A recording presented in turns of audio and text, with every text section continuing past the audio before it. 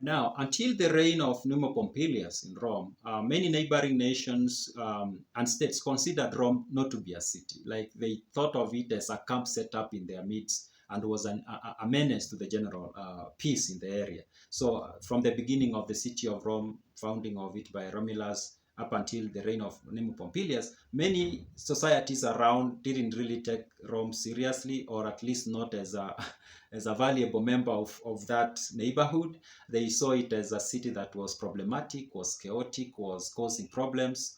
So we're still going through the book from the founding of the city by Titus Livius or Livy. The book is often referred to as History of Rome. I welcome you again to my channel. And in this channel, we explore ancient texts. And the ancient here, I mean texts that have been around for thousands of years. There's a lot of interesting stories in these texts as I found out reading through them. So subscribe so that you don't miss a video when I upload. Now, I've said that Rome was not considered a good neighbor by most of the cities and nations around. But that changed when Numa Pompilius came to power. And primarily that changed because of Numa Pompilius' policy of making Rome more religious.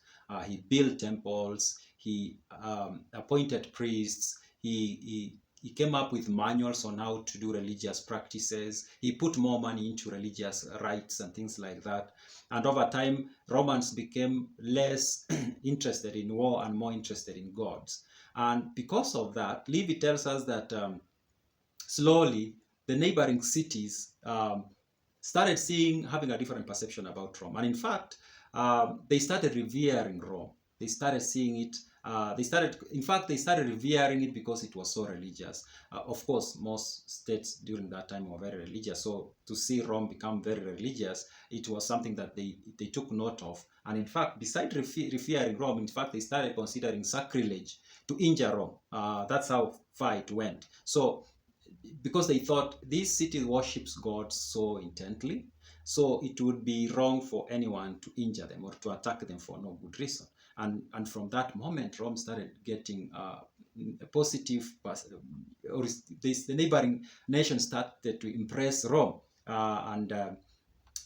Livy tells us that by the time Numa Pompilius was through with his plans, he says that the state was not only strong, but was also well organized in the arts of both war and of peace. So Numa Pompilius had been able to make Rome not only strong in terms of war, which was not really him, but Romulus, but he was able to bring that component of being strong in times of peace, being able to make the neighboring nation see you positively. So Livy tells us that Numa Pompilius ruled for 43 years.